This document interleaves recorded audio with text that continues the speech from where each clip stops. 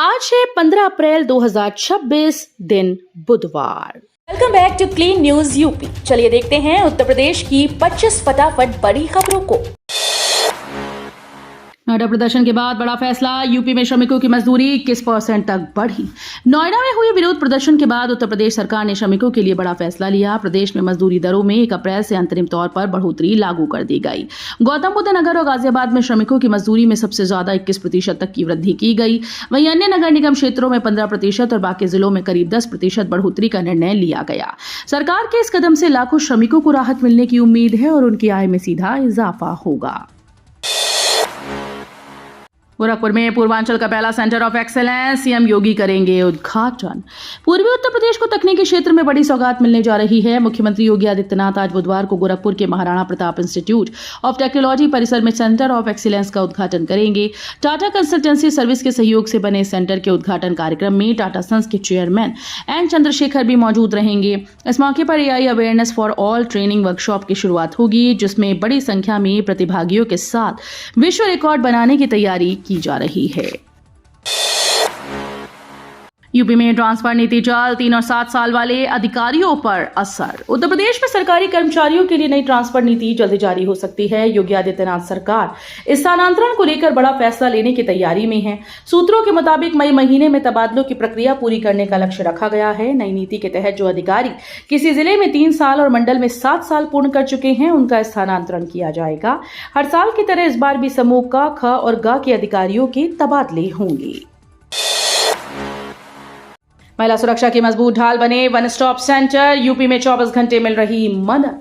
उत्तर प्रदेश में one stop centre योजना महिला सुरक्षा और सशक्तिकरण की मजबूत कड़ी बनकर उभरी है। मुख्यमंत्री योगी आदित्यनाथ के नेतृत्व में प्रदेश भर में 122 केंद्र 24 घंटे सक्रिय हैं, जहां हिंसा पीड़ित महिलाओं को एक ही छत के नीचे 5 अहम सेवाएं मिल रही हैं। इसमें चिकित्सा, कानूनी सलाह, पुलिस सहायता, स्थायी आवास और मनोवैज्ञानिक परामर्श शामिल है। 181 महिला हेल्पलाइन से जुड़कर ये केंद्र त्वरित कार्यवाही सुनिश्चित कर रही हैं। यूपी में साक्षरता अभियान तेज, 10 लाख लोगों को पढ़ाने का लक्ष्य। उत्तर प्रदेश में निरक्षरता खत्म करने के लिए उल्लास नव भारत साक्षरता कार्यक्रम को तेज कर दिया गया है। इस अभियान के तहत 15 वर्ष से अधिक आयु के 10 लाख लोगों को साक्षर बनाने का लक्ष्य रखा गया। खास बात यह है कि इसमें 75% महिलाओं को और 25% पुरुषों को शामिल किया जाएगा। शिक्षा मित्र, छात्र और स्वयं सहायता समूह की महिलाएं घर घर जाकर लोगों को शिक्षा से जोड़ेंगी। घाघरा नदी पर संजय सेतु बांध, लखनऊ बहराइच मार्ग पर बदला रूट। बाराबंकी में घाघरा नदी पर बने संजय सेतु की मरम्मत के चलते आज से पुल पर आवागमन पूरी तरह से बंद कर दिया गया। इससे लखनऊ से बहराइच जाने वाले यात्रियों को दिक्कतों का सामना करना पड़ सकता है। रोडवेज ने वैकल्पिक व्यवस्था करते हुए 15 अप्रैल से चहलारी घाट रेउसा मार्ग से बसेस का संचालन शुरू करने की तैयारी कर ली है।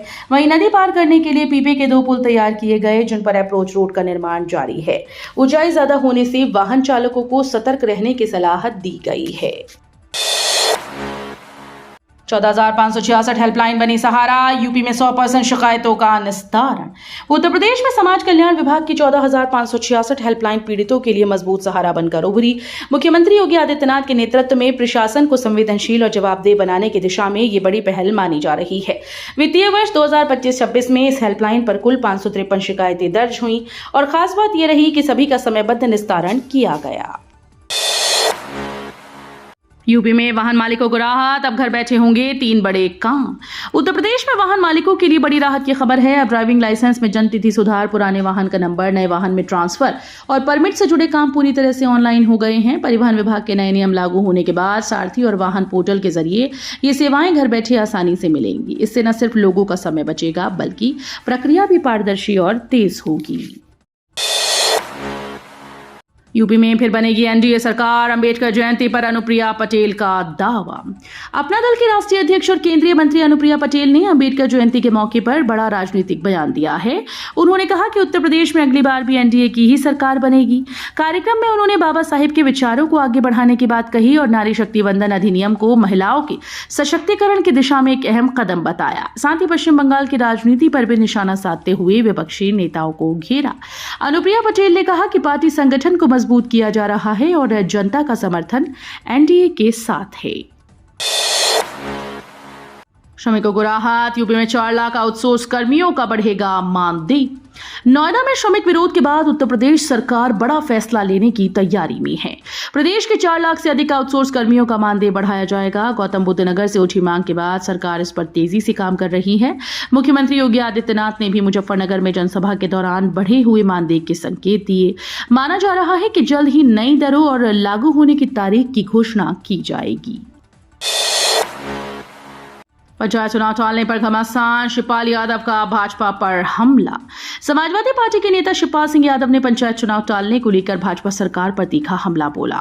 उन्होंने आरोप लगाया कि सरकार सपा के पीडीए समीकरण से डरकर चुनाव टाल रही है। मैनपुरी में किसानों की आत्महत्या और ओलावृष्टि से फसल बर्बादी का मुद्दा उठाते हुए उन्होंने पीड़ित किसानों को मुआवजा देने की मांग की। शिवपाल यादव ने दावा किया कि 2027 में सपा पूर्ण बहुमत के साथ सरकार बनाएगी। यूपी के इन जिलों से सीधा नेपाल कनेक्शन, बिना वीजा कर सकते हैं एंट्री। उत्तर प्रदेश के कुछ जिले ऐसे हैं जहां से आप सीधे नेपाल की सीमा तक पहुंच सकते हैं। भारत नेपाल के बीच खुली सीमा व्यवस्था के चलते यहां लोगों को आने जाने में ज्यादा रोक टोक नहीं होती। यूपी के महाराजगंज, सिद्धार्थनगर, श्रावस्ती, बहराइच, लखीमपुर खीरी, पीलीभीत और बलरामपुर जिले नेपाल से सटे हैं। इन इलाकों में स्थानीय लोग अक्सर पैदल सीमा पार कर लेते हैं। हालांकि सुरक्षा जांच और पहचान पत्र जरूरी होते हैं। यूपी में आतंकी साजिश नाकाम, 3 आतंकियों को उम्र कैद। लखनऊ की एनआईए विशेष अदालत ने उत्तर प्रदेश को दहलाने की साजिश रचने वाले 3 आतंकियों को उम्र कैद की सजा सुनाई। ये आरोपी अलकायदा से जुड़े संगठन अंसार गजवातुल हिंद के सदस्य थे। विशेष न्यायाधीश जैनेन्द्र कुमार पांडे ने मुशरुद्दीन, मिन्हाज और तौहीद को दोषी ठहराते हुए कड़ी सजा दी। कोर्ट ने मिन्हाज और मुशरुद्दीन पर 1,42,000 रुपए और तौहीद पर 85,000 रुपए का जुर्माना भी लगाया। जांच एजेंसीज ने समय रहते बड़ी साजिश को नाकाम कर प्रदेश को सुरक्षित किया। यूपी में 9 वर्षों में निवेश और रोजगार में रिकॉर्ड बढ़ोतरी, प्रति व्यक्ति आय हुई दुगनी। उत्तर प्रदेश में पिछले 9 वर्षों के दौरान निवेश, रोजगार और औद्योगिक विकास ने नए रिकॉर्ड बनाए। योगी सरकार के कार्यकाल में राज्य की अर्थव्यवस्था और प्रति व्यक्ति आय दुगनी हुई। निवेशकों के बढ़ते भरोसे के चलते 15 लाख करोड़ रुपए से अधिक के निवेश को धरातल पर उतारा गया, जिससे 60 लाख ज्यादा रोजगार अवसर सृजित हुए। वहीं 50 लाख करोड़ रुपए के अतिरिक्त निवेश प्रस्ताव को भी जमीन पर उतारने की तैयारी चल रही है। मंत्रिमंडल विस्तार पर मंथन तेज, दिल्ली हाईकमान को जाएगी रिपोर्ट, सामाजिक संतुलन पर फोकस। प्रदेश में मंत्रिमंडल विस्तार को लेकर राजनीतिक हलचल तेज हो गई। भाजपा के राष्ट्रीय महामंत्री विनोद तावड़े के लखनऊ दौरे के दौरान कई अहम बैठकों में इस पर चर्चा हुई। पार्टी सूत्रों के मुताबिक सामाजिक संतुलन साधने के लिए वंचित और कम प्रतिनिधित्व वाले वर्गों को सरकार, संगठन और आयोग निगमों में जगह देने की रणनीति बनाई गई। अब इस पूरे मंथन की रिपोर्ट तैयार कर दिल्ली हाईकमान को भेजी जाएगी। यूपी में नंबर प्लेट पर सख्ती, बिना HSRP लगे वाहन पर भारी जुर्माना। उत्तर प्रदेश में 15 अप्रैल से वाहन मालिकों के लिए नया नियम लागू हो रहा है। अब बिना हाई सिक्योरिटी रजिस्ट्रेशन प्लेट यानी HSRP वाले वाहनों को प्रदूषण प्रमाण पत्र नहीं मिलेगा। परिवहन विभाग ने PUC पोर्टल को HSRP डेटा से जोड़ दिया है, जिससे बिना HSRP के सर्टिफिकेट जारी नहीं होगा। ऐसे में वाहन चलाना नियमों का उल्लंघन माना जाएगा। पकड़े जाने पर वाहन चालकों को 15,000 रुपए तक का भारी जुर्माना भरना पड़ सकता है। सरकार का उद्देश्य फर्जी नंबर प्लेट पर रोक लगाना और यातायात व्यवस्था को सुरक्षित बनाना है। उन्नाव में 10वीं 12वीं पास युवाओं के लिए रोजगार मेला, 22,700 रुपए तक वेतन का मौका। उन्नाव में क्षेत्रीय सेवायोजन कार्यालय और SIS सिक्योरिटी कंपनी ब्लॉकवार रोजगार मेले आयोजित किए जा रहे हैं। मेले में 10वीं और 12वीं पास युवाओं के लिए सुरक्षा गार्ड व सुपरवाइजर पदों पर भर्ती की जाएगी। सुरक्षा गार्ड के लिए 10वीं पास योग्यता रखी गई, जबकि सुपरवाइजर पद के लिए 12वीं पास उम्मीदवार आवेदन कर सकते हैं। चयनित अभ्यर्थियों को 22,700 रुपए तक वेतन, PF, ग्रेच्युटी, बोनस, मेडिकल सुविधा, बीमा और सालाना वेतन वृद्धि का लाभ मिलेगा। नए नियमों से LPG सिलेंडर की कालाबाजारी पर लगेगी लगाम। प्रदेश में LPG सिलेंडर की कालाबाजारी और अवैध आपूर्ति पर अब सख्त रोक लगने जा रही है। गैस कंपनीज ने घरेलू सिलेंडर बुकिंग में DAC कोटा को बढ़ाकर 100% कर दिया। अब बुकिंग के बाद उपभोक्ताओं को DAC नंबर मिलने पर ही सिलेंडर की डिलीवरी होगी। इससे बिना कनेक्शन या जुगाड़ से सिलेंडर लेने वालों के लिए मुश्किलें बढ़ गई। डिजिटल व्यवस्था लागू होने से सिर्फ रजिस्टर्ड उपभोक्ताओं को ही गैस मिल पाएगी, जिससे पारदर्शिता और आपूर्ति व्यवस्था मजबूत होगी। यूपी रेरा का बड़ा फैसला, गैर पंजीकृत प्रोजेक्ट के खरीदार भी कर सकेंगे शिकायत। Uttar Pradesh real estate regulatory authority यानी यूपी रेरा ने घर और दुकान खरीदारों को बड़ी राहत दी।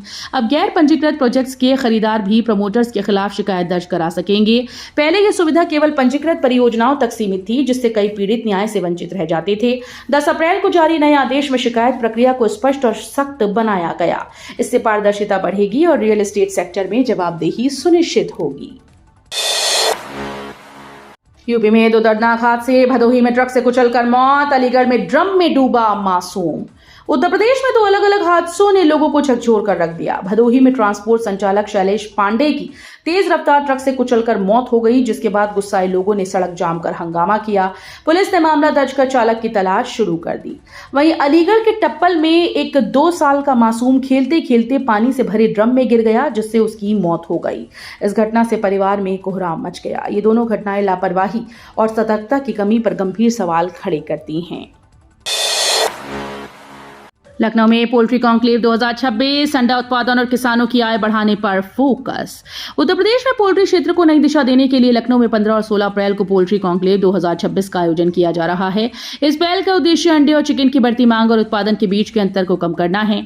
कॉन्क्लेव में आधुनिक तकनीक, निवेश और प्रशिक्षण पर विशेष जोर दिया जाएगा। इससे न केवल पोल्ट्री सेक्टर मजबूत होगा, बल्कि किसानों की आय बढ़ाने और रोजगार के नए अवसर सृजित करने में मदद मिलेगी। महाराजगंज को 5 नए पुलों की सौगात, कनेक्टिविटी होगी मजबूत।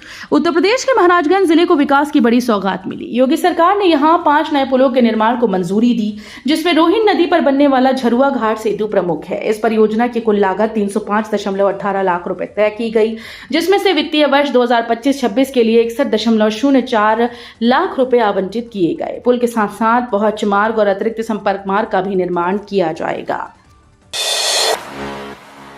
यूपी में अंबेडकर, रविदास और वाल्मीकि प्रतिमाओं का होगा सौंदर्यीकरण। उत्तर प्रदेश में महापुरुषों के सम्मान को नई पहचान देने की तैयारी है। मुख्यमंत्री योगी आदित्यनाथ ने ऐलान किया कि बाबा साहब डॉक्टर भीमराव अंबेडकर, संत रविदास और महर्षि वाल्मीकि की प्रतिमाओं का सौंदर्यीकरण कराया जाएगा। जिन स्थानों पर बाउंड्री वॉल या छत नहीं, वहां जल्द निर्माण कार्य शुरू किया जाएगा। सहारनपुर के मनोहरपुर में आयोजित जनसभा में मुख्यमंत्री ने कहा कि ये पहल महापुरुषों को सम्मानजनक स्वरूप देने के लिए है। साथ ही इकोनॉमिक कॉरिडोर से पश्चिमी यूपी के विकास को भी नई गति मिलने की बात कही गई। मोदी योगी ही भगवान, बयान पर सियासी बवाल, बीजेपी विधायक घिरे। उत्तर प्रदेश के हरदोई में बीजेपी विधायक श्याम प्रकाश के विवादित बयान ने सियासी हलचल बढ़ा दी। बाबा साहेब डॉक्टर भीमराव अंबेडकर जयंती कार्यक्रम के दौरान उन्होंने कहा कि पत्थरों की पूजा छोड़कर प्रधानमंत्री मोदी और मुख्यमंत्री योगी को मानना चाहिए। उनके इस बयान का वीडियो सोशल मीडिया पर तेजी से वायरल हो रहा है। हालांकि इसकी आधिकारिक पुष्टि नहीं हुई। बयान के बाद राजनीतिक और धार्मिक गलियारों में बहस तेज हो गई और विपक्ष ने इसे आस्था पर चोट बताते हुए कड़ी प्रतिक्रिया दी। सियाचिन के वीरों के लिए मेड इन कानपुर जूते, विदेशी आयात पर लगेगी रोक। अब सियाचिन जैसी बर्फीली चोटियों पर तैनात भारतीय सेना के जवान मेड इन कानपुर जूते पहनेंगे। करीब 50,000 रुपए प्रति जोड़ी वाले ये खास बूट अब देश में ही तैयार होंगे। कानपुर की ऑर्डिनेंस इक्विपमेंट फैक्ट्री ने इटली की शू कंपनी स्कॉर्पा के साथ मिलकर मल्टीपर्पज बूट बनाने का करार किया। -50 डिग्री तापमान में उपयोगी इन जूतों के 20 सैंपल सेना के परीक्षण में पास हो चुके हैं। सड़कें लाएंगी समृद्धि, एक्सप्रेसवे लोकार्पण पर सीएम योगी का बड़ा संदेश। दिल्ली देहरादून एक्सप्रेसवे के लोकार्पण अवसर पर मुख्यमंत्री योगी आदित्यनाथ ने विकास को लेकर बड़ा संदेश दिया। उन्होंने कहा कि बेहतर सड़कें समृद्धि का मार्ग खोलती हैं और ये कॉरिडोर पश्चिमी उत्तर प्रदेश की तस्वीर बदल देगा। सीएम ने साफ कहा कि माफिया को संरक्षण देने वाले लोग विकास नहीं कर सकते। इस एक्सप्रेसवे से रोजगार के नए अवसर पैदा होंगे और क्षेत्र की अर्थव्यवस्था को मजबूती मिलेगी। साथ ही उन्होंने घोषणा की कि महापुरुषों की प्रतिमाओं की सुरक्षा के लिए छत और चारदीवारी का निर्माण कराया जाएगा। तो ये थी आज की 25 फटाफट बड़ी खबरें। अगर आपको न्यूज पसंद आई हो तो वीडियो को लाइक और शेयर जरूर करें। धन्यवाद।